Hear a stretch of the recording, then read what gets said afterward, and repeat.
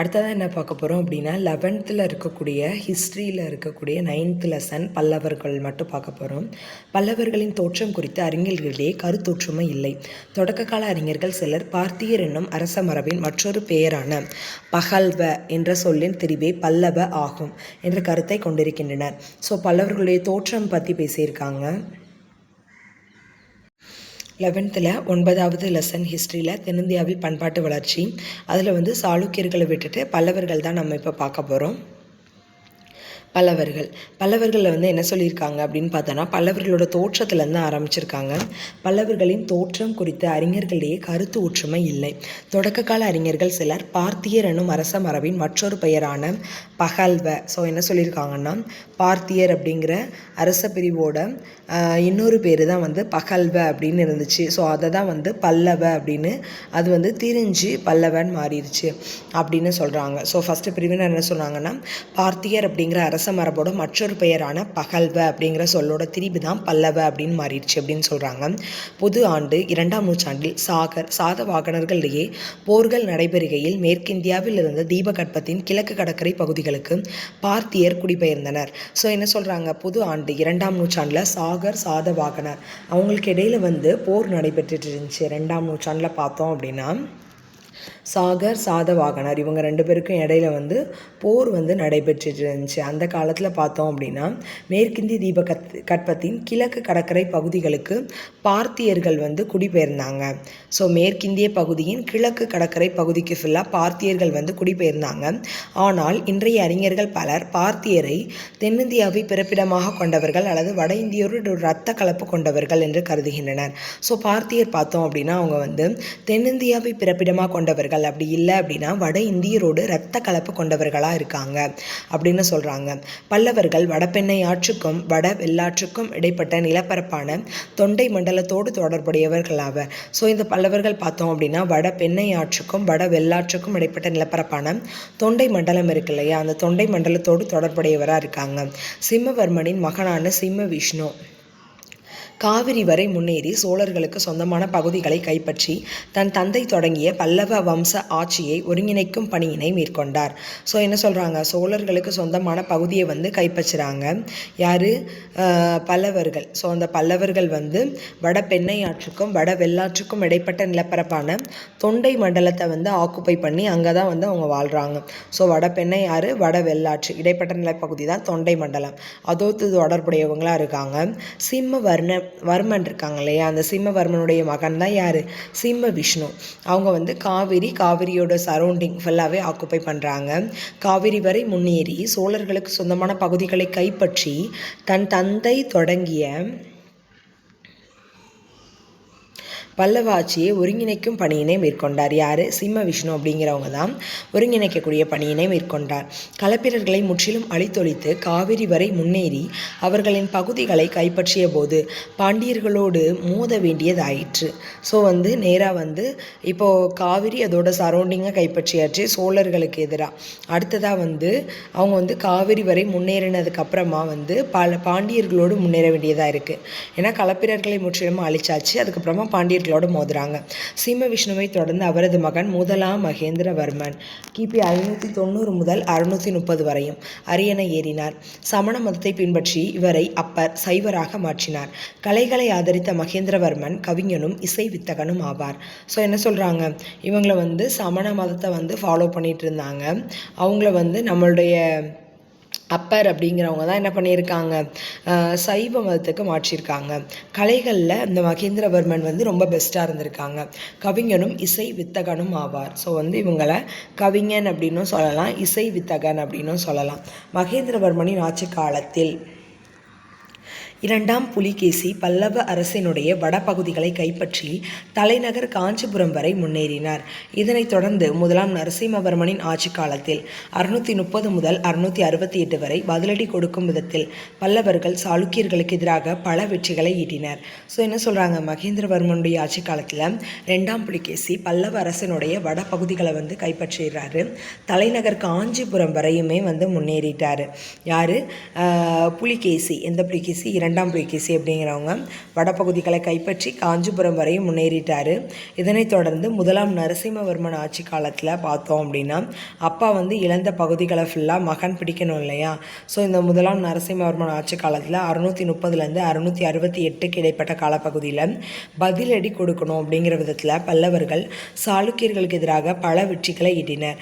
இப்போர்களில் பல்லவர்களுக்கு மானவர்மன் என்னும் இலங்கை இளவரசன் உதவினார். ஸோ என்ன பண்ணியிருக்காங்க, பல்லவர்கள் வந்து சாளுக்கியருக்கு எதிராக பெற்ற தோல்விக்கு ஈடாக என்ன பண்ணியிருக்காங்க, மறுபடியும் நிறைய போர். அதில் இலங்கை இளவரசன் மானவர்மன் அப்படிங்கிறவங்க வந்து இவங்களுக்கு ஹெல்ப் பண்ணாங்க. இவ்விளவரசரே பின்னர் இலங்கையின் அரசராக பதவியேற்றார். இப்போர்களின் உச்சகட்டமாக நரசிம்மவர்மன் படைத்தளபதி பரஞ்சோதி. ஸோ வந்து இந்த போர்களில் வந்து உச்சக்கட்டம் அப்படின்னு பார்த்தோன்னா நரசிம்மவர்மன் படைத்தளபதி பரஞ்சோதி சாளுக்கிய அரசன் தலைநகரான வாதாபியை கைப்பற்றினர். இரண்டாம் புலிகேசி இப்போரில் கொல்லப்பட்டார். நரசிம்மவர்மன் சேல சோழர்களையும் களப்பிரர்களையும் வெற்றி கொண்டதாக கூறுகிறார். இலங்கை அரசன் மானவர்மனுக்கு ஆதரவாக இருமுறை அனுப்பப்பட்ட கடற்படைகள் வெற்றி பெற்றன. ஸோ இலங்கையை போய் கைப்பற்றிட்டு வாங்க, அங்கே மானவர்மனை வந்து நம்ம ஹெட்டாக வச்சிடலாம் அப்படிங்கிறக்காண்டி 2 வாட்டி கடற்படைகளை வந்து அனுப்புகிறாரு. 2 வாட்டியுமே என்ன பண்ணிட்டாங்க, வெற்றி பெற்றாங்க. இருந்த போதிலும் இலங்கை அரசர் தனது பதவியினை இழந்தார். அப்படி இருந்தாலும் அவரால் பதவியை வந்து தக்க வச்சுக்கொள்ள முடியவில்லை. பல்லவ சாளுக்கிய பகைமையும் மோதல்களும் தொடர்ந்தன. இடையிடையே அமைதியும் நிலவியது. பல்லவ அரசன் முதலாம் பரமேஸ்வரனின் ஆட்சியின் போது 670 to 695. ஸோ வந்து இவர் வந்து முதலாம் மகேந்திரவர்மன் அப்புறமா முதலாம் பரமேஸ்வரன் 670லேருந்து 695. சாளுக்கிய அரசர் விக்ரமாதித்தன் பல்லவ நாட்டின் மீது படையெடுத்தார். ஸோ வந்து இவர் இருக்கமிச்சில் சாளுக்கிய அரசர் விக்ரமாதித்தன் அப்படிங்கிறவர் வந்து பல்லவ நாட்டு மேலே படையெடுத்து வாராரு. யார், விக்ரமாதித்தன் அப்படிங்கிறவங்க. பல்லவ நாட்டின்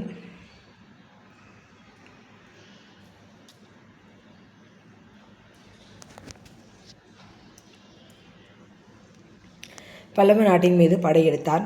முதலாம் பரமேஸ்வரவர்மன்.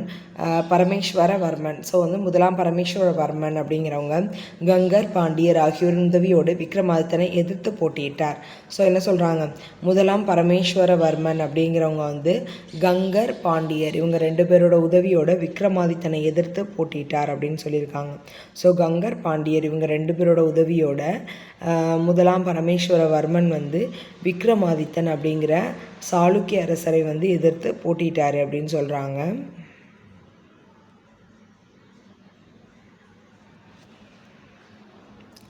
இதன் விளைவாக பின்னர் தெற்கில் பல்லவருக்கும் பாண்டியருக்கும் இடையே மோதல்கள் ஏற்பட்டன. 9ஆம் நூற்றாண்டில் தொடக்க காலத்தில் தண்டிவர்ம பல்லவனின் ஆட்சியின் போது காஞ்சிபுரம். ஸோ வந்து 9ஆம் நூற்றாண்டில் தொடக்கத்தில் வந்து யார் ஆட்சி புரிறாங்க அப்படின்னு பார்த்தோன்னா தண்டிவர்ம பல்லவன் அப்படிங்கிறவங்க தான் ஆட்சி புரிறாங்க. ஸோ அந்த டைமில் வந்து காஞ்சிபுரம்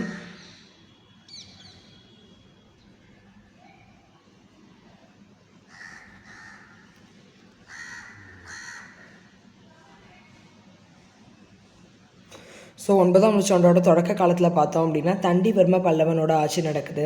ஸோ அப்போ பார்த்தோம் அப்படின்னா காஞ்சிபுரம் ராஷ்டிரகூட அரசர் 3ஆம் கோவிந்தனின் தாக்குதலுக்கு உள்ளானது.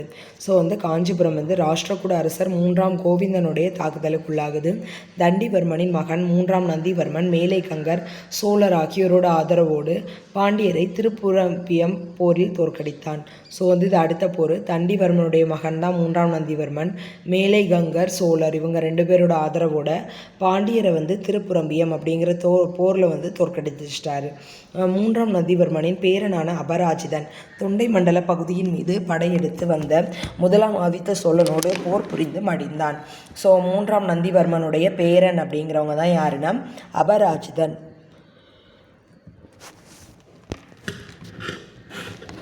ஸோ இந்த அபராஜிதன் வந்து 3ஆம் நந்திவர்மனோட பேரனாக இருக்கார். இவர் வந்து தொண்டை மண்டல பகுதி மேலே படையெடுத்து வந்து முதலாம் ஆதித்த சோழனோடு போர் புரிந்து மடிந்தான்.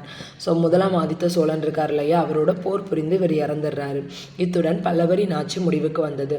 இதன் பின்னர் தொண்டை மண்டலம் சோழர்களின் கட்டுப்பாட்டின் கீழ் வந்தது. ஸோ என்ன சொல்லிடுறாங்க, இதோட பல்லவர்களுடைய ஆட்சி எண்டுக்கு வந்துருச்சு. இதன் பின்னர் தொண்டை மண்டலம் வந்து சோழர்களுடைய கட்டுப்பாட்டுக்கு கீழே வந்துருச்சு.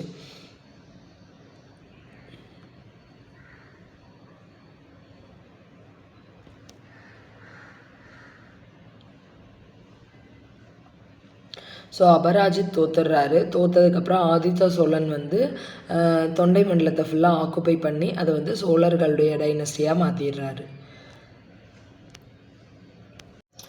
ஸோ எரர் குறிப்பு. பொது ஆண்டு 6ஆம் நூற்றாண்டு முதல் 9ஆம் நூற்றாண்டு வரை கேரள சேர பெருமாள் அரசர்களால் ஆளப்பட்டிருந்தாலும் 9ஆம் நூற்றாண்டின் தொடக்கம் வரை அவர்களது வரலாறு குறித்து ஓரளவே தெரிய வந்துள்ளது. ஸோ கேரளா பார்த்தோம் அப்படின்னா ஃபுல்லாக சேரர்களுடைய ஆட்சியின் கீழே இருந்துச்சு. 6ஆம் நூற்றாண்டுலேருந்து 9ஆம் நூற்றாண்டு வரையும் சொல்லலாம். ஆனால் அதை பற்றின டீட்டெயில்ஸ் எதுவுமே நமக்கு கிடைக்கல. ஸோ 9ஆம் நூற்றாண்டோட தொடக்கத்தில் உள்ள இந்த டீட்டெயில்ஸ் மட்டும்தான் கொஞ்சோண்டு தெரிய வந்திருக்கு அப்படின்னு சொல்லிட்டாங்க. பல்லவருடைய நிர்வாகம் பார்க்க போகிறோம். பல்லவர் காலத்தில் அரச பதவியானது தெய்வீக உரிமை என்றும் அவ்வுரிமையானது வம்சாவளியாக தொடர்வது என்றும் கருதப்பட்டது. ஸோ வந்து பல்லவர்கள் காலத்தில் அரச பதவி அப்படின்னு எடுத்துக்கிட்டோம் அப்படின்னா வந்து அது வந்து தெய்வீக உரிமை, அது வந்து வம்சாவளியாக தான் தொடரும் அப்படின்ற கருத்து தான் வந்து அவங்களுக்கு இருந்துச்சு. பல்லவ அரசர்கள் பெரும் பட்டங்களை சூட்டி கொண்டனர். பல்லவ அரசர்கள் பெரிய பெரிய பட்டங்களை வந்து சூட்டிக்கிட்டாங்க.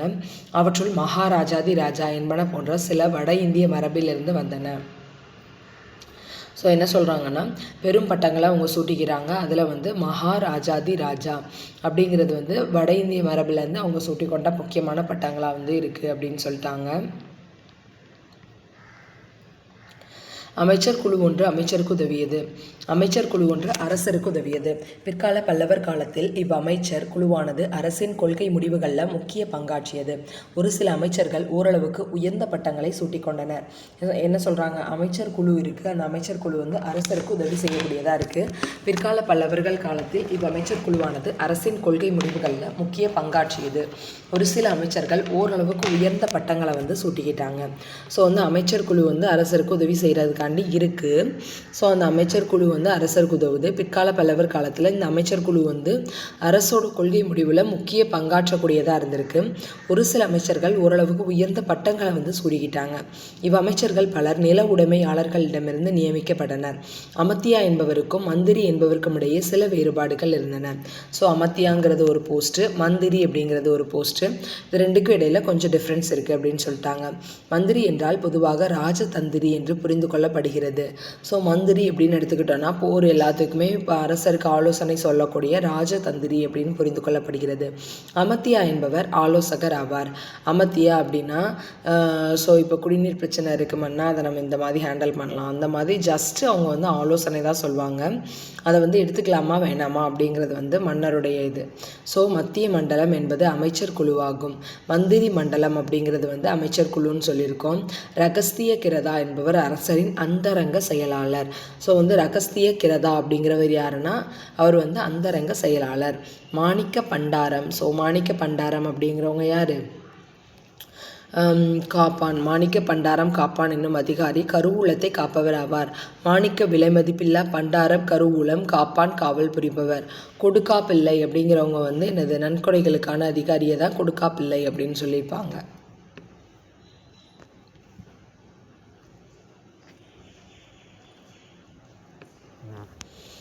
நன்கொடைகளுக்கான அதிகாரிகள் ஆவார். அவர்கள் பல்லவ அரசர்களின் கீழ் மைய அதிகாரிகளாக பணியாற்றிய அதிகாரிகள் ஆவர். ஸோ என்ன சொல்கிறாங்க, இவங்க எல்லாருமே வந்து பல்லவ அரசருக்கு கீழே மைய அதிகாரிகளாக பின்பற்றிய அதிகாரிகளாக இருக்காங்க. கோச அதிச்சய அதியட்சா என்பவர் மாணிக்க பண்டாரம் காப்பாளர்களை மேற்பார்வை செய்பவர் ஆவார். ஸோ என்ன சொல்கிறாங்க, கோச அதியட்சா அப்படிங்கிறவங்க வந்து மாணிக்க பண்டாரம் காப்பாளர்களை மேற்பார்வை செய்பவராக இருக்காங்க. கோச அதியட்சா அப்படின்னு சொல்கிறோம். கோச அதியட்சா அப்படிங்கிறவங்க வந்து மாணிக்க பண்டாரம் காப்பாளர்களை வந்து மேற்பார்வை செய்பவராக இருக்காங்க. கோச அதியட்சா அப்படிங்கிறவங்க மாணிக்க பண்டாரம் காப்பாளர்களை மேற்பார்வை செய்யக்கூடியவங்களாக இருக்காங்க. நீதிமன்றங்கள் அதிகரண மண்டபம் என்றும் நீதிபதிகள் தர்மாதிகாரி அப்படின்னும் அழைக்கப்படுறாங்க. ஸோ வந்து நீதிமன்றங்களை வந்து அதிகரண மண்டபம்னும் நீதிபதிகளை வந்து தர்மாதிகாரி அப்படின்னும் அழைக்கிறோம். நந்திவர்ம பல்லவனின் காச குடி செப்பேடுகள் அப்படிங்கிறது வந்து அபராதங்களை பற்றி பேசுது. ஸோ காசு அப்படிங்கிறது அபராதத்தை குறிக்குது அப்படின்னு பார்த்தோம் இல்லையா. ஸோ அது வந்து அபராதங்களை பற்றி பேசுது. மேல்நிலை நீதிமன்றங்களில் விதிக்கப்படும் அபராதங்கள் கர்ண தண்டம் ஆகும். கீழ்நிலை நீதிமன்றங்களில் விதிக்கப்படும் அபராதங்கள் அதிகரண தண்டம் ஆகும். ஸோ வந்து மேல்நிலை நீதிமன்றங்களில் ஒரு அபராதம் விதிப்பாங்க இல்லையா, அதை வந்து நம்ம கர்ண தண்டம் அப்படின்னு சொல்கிறோம். கீழ்நிலை நீதிமன்றங்களில் விதிக்கப்படக்கூடிய அபராதங்களை வந்து அதிகரண தண்டம் அப்படின்னு சொல்கிறோம். மாநில ஆளுநர்களுக்கு மாவட்ட அளவிலான அதிகாரிகள் ஆலோசனை வழங்கி உதவிகள் செய்தனர். ஸோ மாநில ஆளுநருக்கு மாவட்ட அளவிலான அதிகாரிகள் வந்து எங்கள் மாவட்டத்தில் என்னென்ன பிரச்சனை அப்படின்னு சொல்லி அவங்களுக்கு வந்து ஆலோசனை வழங்கி உதவிகள் செய்தனர். இவ்வதிகாரிகள் உள்ளூர் அளவிலான தன்னாட்சி பெற்ற அமைப்புகளோடு ஆலோசகர் என்ற நிலையில் இணைந்து செயல்பட்டனர். ஸோ உள்ளூர் அளவில் தன்னாட்சி பெற்ற அமைப்பு இருக்கும் இல்லையா, அந்த அமைப்போட ஆலோசகர்களோட இணைந்து வந்து இவங்க செயல்பட்டன அப்படின்னு சொல்கிறாங்க. இவ்வமைப்புகள் உள்ளூர் அளவிலான சாதி கைவினைஞர்கள், தொழில் குழுக்கள், நெசவாளர்கள், எண்ணெய் ஆட்டுவோர் போன்றோர். ஸோ என்ன சொல்கிறாங்க, இந்த அமைப்புகள் வந்து உள்ளூர் அளவில் சாதி கைவினைஞர்கள், தொழில் குழுக்கள், நெசவாளர், எண்ணெய் ஆட்டுவோர் போன்றோர் இவங்க எல்லாருமே இருக்காங்க. ஸோ இந்த அமைப்பு பார்த்தோம் அப்படின்னா உள்ளூர் அளவில் சாதி கைவினைஞர்கள், தொழில் குழுக்கள், நெசவாளர், எண்ணெயாட்டோர் போன்றோர், சேவை செய்வோர், மாணவர், அர்ச்சகர், துறவிகள் ஆகியோர் உறவுகளின் அடிப்படையில் கட்டப்பட்டவையாகும். ஸோ வந்து இந்த உறவு அடிப்படையில் கட்டப்பட்டது தான் வந்து உள்ளூர் அளவிலான அமைப்பாக இருந்துச்சு.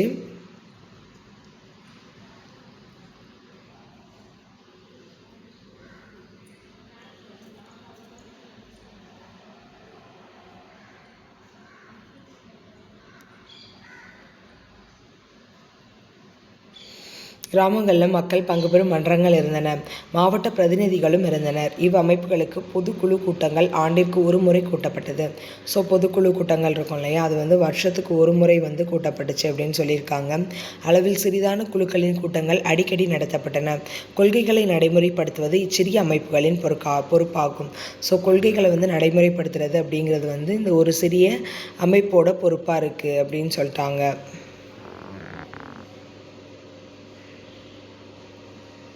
ஸோ இதோட இவங்களோட ஆட்சி முறை வந்து முடியுது. இன்னும் நிலமானியம், கலைகள், கிராம வாழ்க்கை, கட்டிடக்கலை எல்லாமே வந்து பார்க்க வேண்டியது இருக்குது. ஸோ இதுவரையும் பார்த்துருக்கிறது என்னெல்லாம் அப்படின்னு பார்த்தோம் அப்படின்னா, பல்லவருடைய அந்த ராஜ்யம் ஃபுல்லாக பார்த்துருக்கோம். யாருக்கு அப்புறம் யார், சீம விஷ்ணு, முதலாம் மகேந்திரவர்ம பல்லவன், முதலாம் நரசிம்மவர்ம பல்லவன், இரண்டாம் நரசிம்மவர்ம பல்லவன், அதுக்கப்புறமா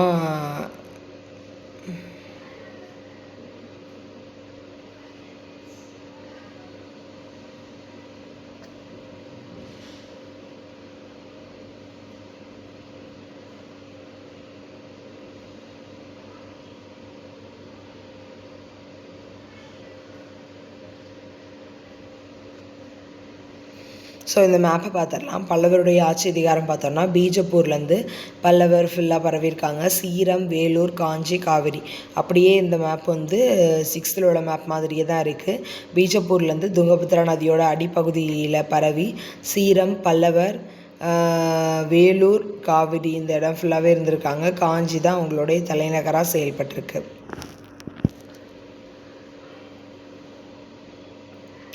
ஸோ நில மானியங்கள்லேருந்து அடுத்த வீடியோவில் பார்க்கலாம். நன்றி நண்பர்கள்.